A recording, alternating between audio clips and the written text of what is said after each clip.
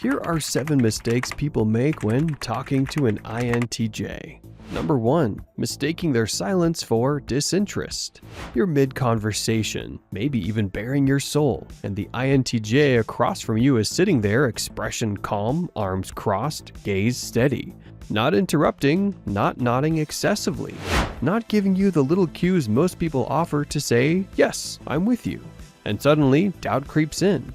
Are they even listening? Do they care? Should I stop talking? Here's what most people don't realize. INTJ silence is not absence, it's intention. Where others talk to connect, INTJs often listen to understand, fully, systematically. They're not waiting for their turn to speak, they're building a mental map of what you're saying, filtering it through logic, emotion, implication, and future consequence, all in real time. Their face may not show it, their body may barely move, but their mind, it's racing like a supercomputer, analyzing data points you don't even realize you're giving them. And unlike more socially expressive types, INTJs aren't in the habit of offering filler responses. They won't pretend to be engaged just to make you feel better. If they're still in the room, still making eye contact, still sitting quietly while you speak, this is interest. This is investment. That is their form of respect.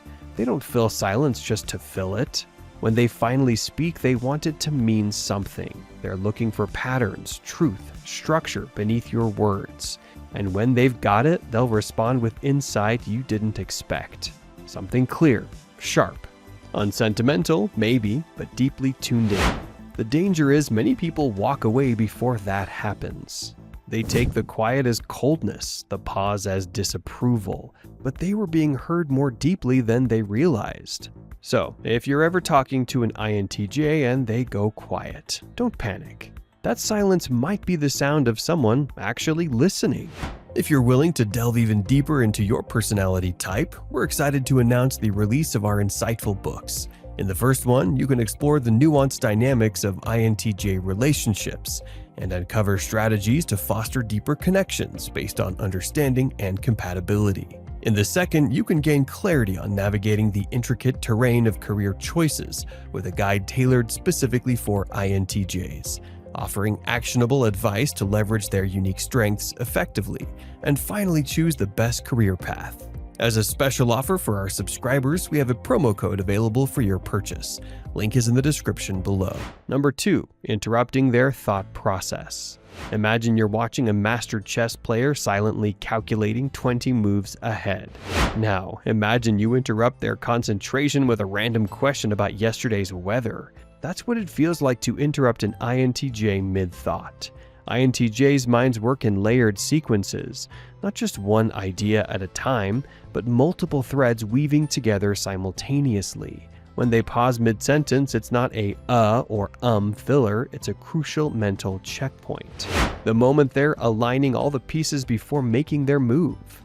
Cutting in during this process doesn't just disrupt their flow, it forces them to reboot, like closing a complex document without saving, only to lose the unsaved work.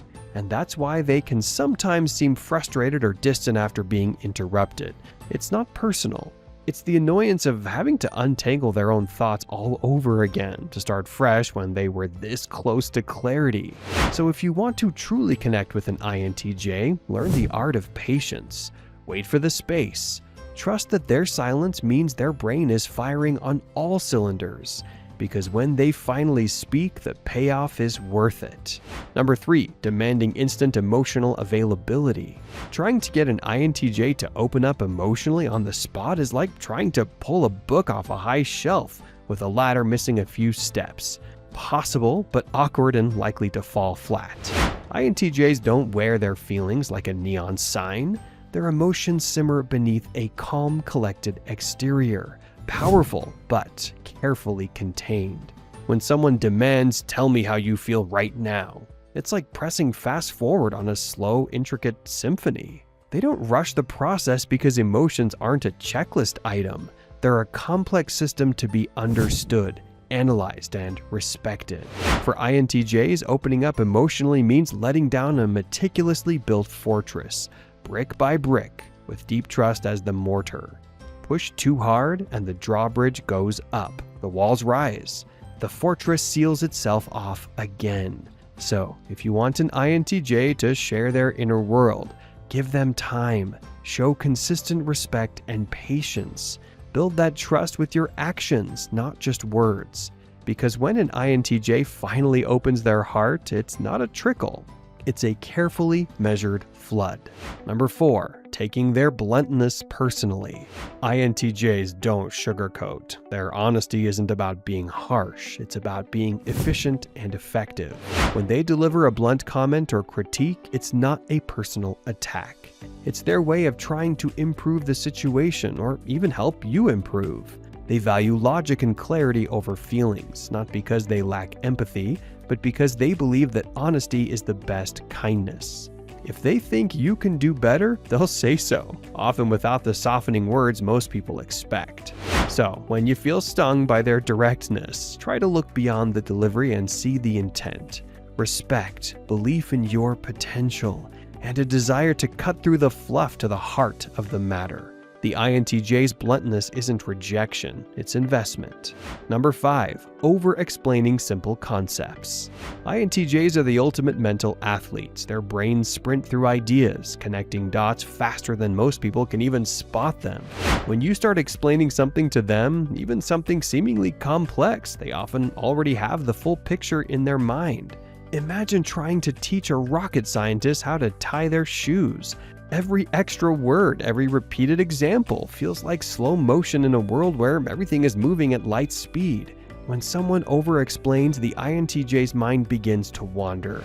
They start thinking about how to improve the concept, what the next step is, or even how this idea connects to a completely different problem they've been wrestling with. It's not that they're not paying attention, they're just playing mental leapfrog ahead of the conversation. This can sometimes come off as impatience or even disinterest, but it's really a mismatch of tempo. INTJs crave efficiency, clarity, and precision. They want conversations to be a quick download, not a marathon lecture. So if you find yourself over-explaining to an INTJ, try this instead. Distill your ideas down to their essence. Present the key points and trust that they'll fill in the gaps, often with insights that surprise you. Because with an INTJ, less really is more. Number 6, ignoring their need for precision. INTJs have brains wired like finely tuned instruments. Every word, every detail matters. When you throw around vague phrases like always or never, they don't just hear the words, they mentally flag the inaccuracies. Precision isn't just a preference for INTJs, it's a kind of intellectual safety net. They want facts, clarity, and exactness because that's how they build their mental models of the world. When conversations get sloppy or imprecise, it feels like someone's shaking the foundation they're trying to build. So, if you say you never listen, expect them to raise an eyebrow and gently correct you. If you claim this always happens, prepare for a breakdown of exceptions and counterexamples. It's not about being nitpicky or pedantic, it's about getting to truth. And for INTJs, truth is the core of trust and respect. Number 7, getting too personal too fast. INTJs have an emotional landscape that's less like an open field and more like an ancient castle. Massive, intricate, and protected by layers of stone walls and guarded gates. It's not that they don't want company inside, it's that they've learned to be cautious about who they let through the heavy doors. When you jump straight into deep personal topics without first laying the groundwork of trust and mutual understanding, it's like barging into that castle unannounced. The drawbridge goes up, the portcullis slams down, and the towers go dark. For an INTJ, emotional vulnerability isn't a casual exchange, it's a sacred ritual, something reserved for those who've proven themselves worthy over time. It's not about being cold or distant, it's about preserving their inner world from chaos and pain.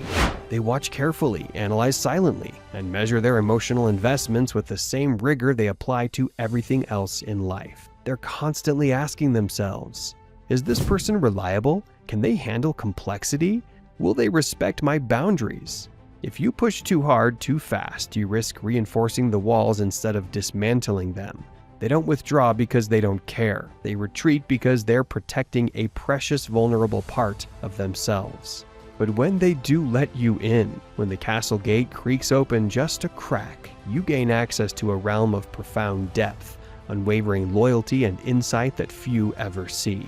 So, if you want to build a bridge to an INTJ's heart, don't try to run across it all at once. Step slowly, respect the pace, and know that every stone laid is a sign of trust. A trust they don't give lightly, but once given, lasts a lifetime. These videos will be really helpful for you.